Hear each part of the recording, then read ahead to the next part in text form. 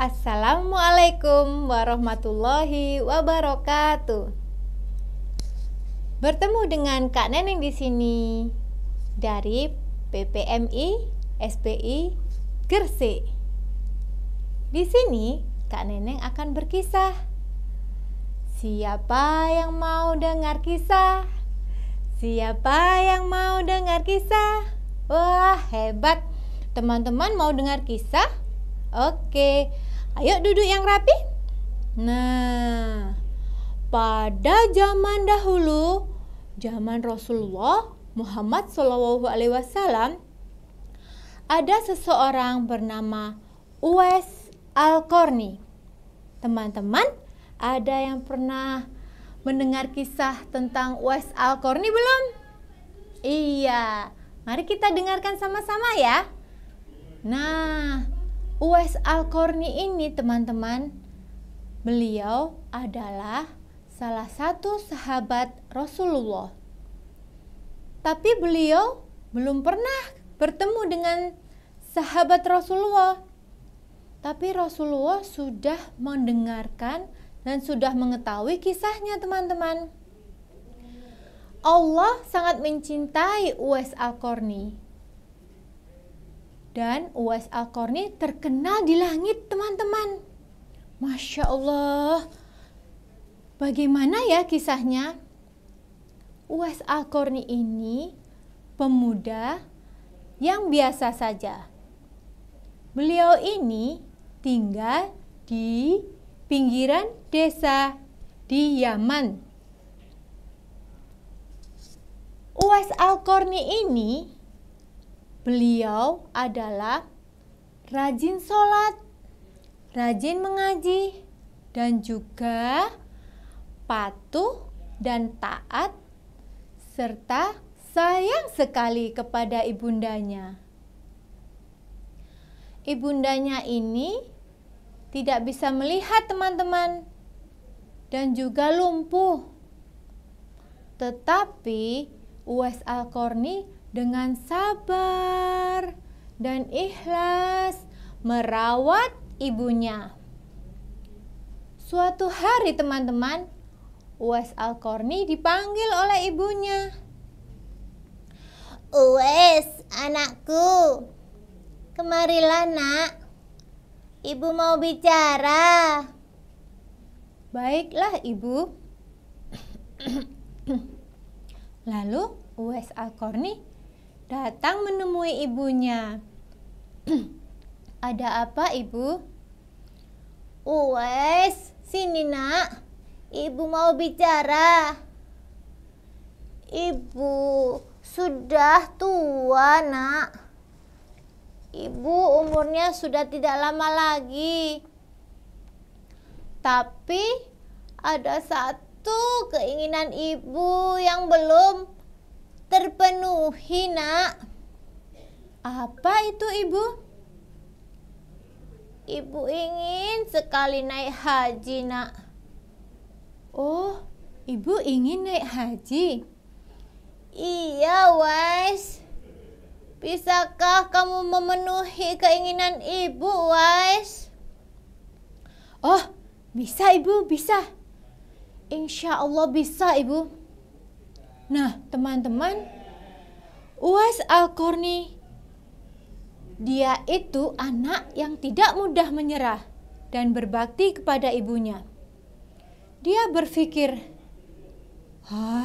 dari mana aku dapat uang? Bagaimana caranya aku bisa memenuhi kebutuhan ibuku untuk pergi haji? Tabungan tidak punya, kendaraan tidak punya. Bagaimana ya? Akhirnya teman-teman, Uwais tidak putus asa. Dia membeli seekor anak sapi.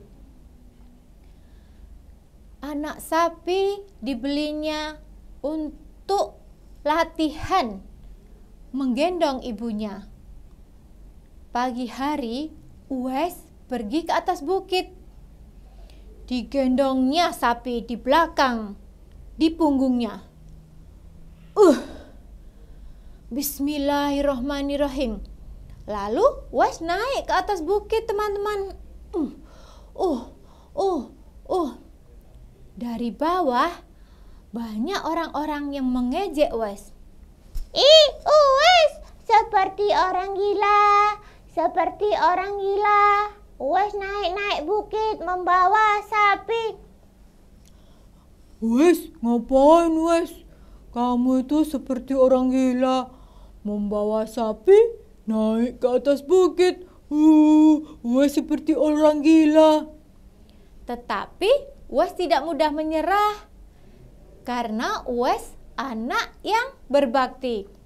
Dia tidak menghiraukan apapun yang dia dengar. Dia tetap naik ke atas bukit membawa anak sapi. Hari berganti hari, minggu berganti minggu, bulan berganti bulan. Lalu anak sapi menjadi lebih besar dan badan Uwais juga lebih kuat. Dia menggendong sapi untuk naik ke atas bukit lagi setiap hari. Bismillahirrahmanirrahim. Uwais tidak putus asa, teman-teman. Tibalah bulan haji datang. Hari yang ditunggu-tunggu oleh Uwais dan ibunya. Mereka sudah mempersiapkan semua. Ibu, mari kita berangkat.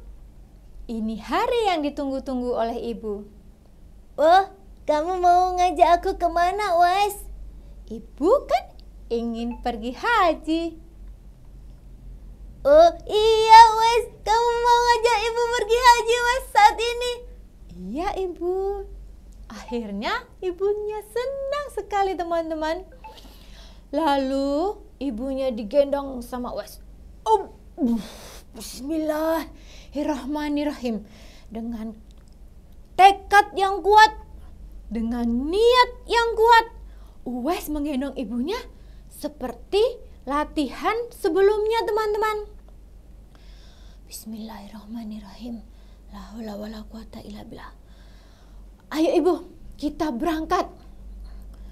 Akhirnya dari Yaman ke kota Mekah itu jaraknya jauh sekali, teman-teman.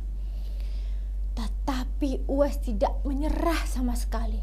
Dia tetap berangkat dengan tekad yang bulat. Sesampainya di Mekah, Uwais dan ibunya senang sekali. Semua kewajiban haji dia laksanakan, termasuk tawaf. Ibu, kita sudah sampai di depan Ka'bah. Mari kita berdoa, ibu. Ayo, Uwais, kita berdoa, Uwais. Ya Allah, jadikanlah Uwais anak yang soleh. Sembuhkanlah penyakitnya, ya Allah.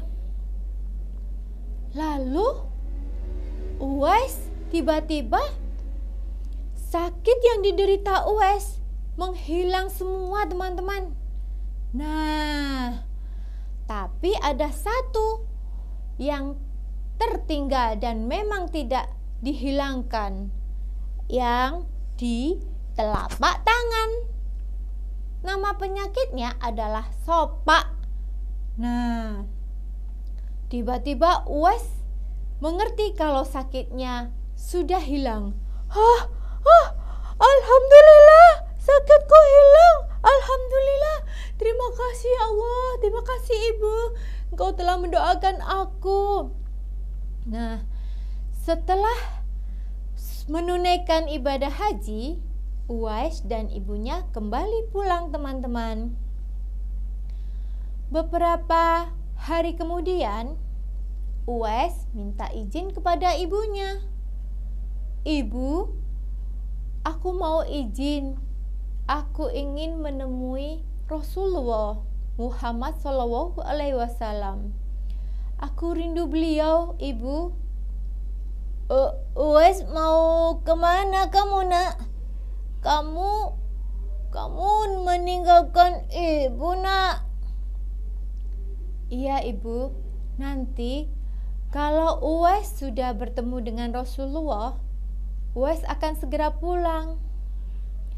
Oh, baiklah nak, tapi jangan lama-lama ya. Ibu sendirian. Kalau kamu sudah jumpa dengan Rasulullah, segera pulang ya anakku. Baik ibu, aku akan segera pulang. Nah, Uwais pergi meninggalkan ibunya. Lalu sampailah Uwais di rumah Rasulullah. Lalu diketuk pintunya. Tok tok tok tok tok. Assalamualaikum. Keluarlah seorang perempuan membukakan pintu. Krek. Waalaikumsalam. Ada apakah gerangan Anda ke sini? Iya, saya ingin bertemu dengan Rasulullah. Oh, maaf sekali. Rasulullah sedang berperang dan tidak ada di rumah. Dengan sedih, Uwais kembali ke rumahnya. Dia ingat pesan ibunya bahwa tidak lama-lama meninggalkan ibunya. Lalu Uwais pulang ke rumahnya. Nah, teman-teman, Uwais Al-Qarni, beliau terkenal di langit. Beliau sangat dicintai oleh Allah.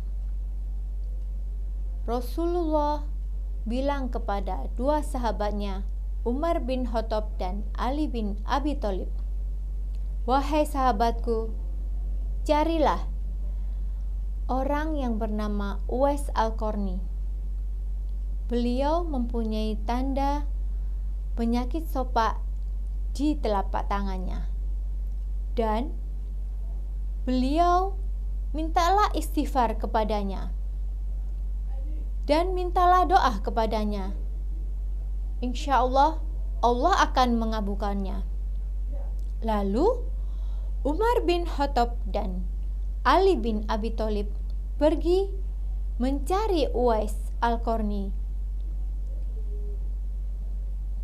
Beberapa hari, beberapa bulan, belum menemukan juga yang bernama Uwais Al-Qarni. Tapi para sahabat tidak putus asa.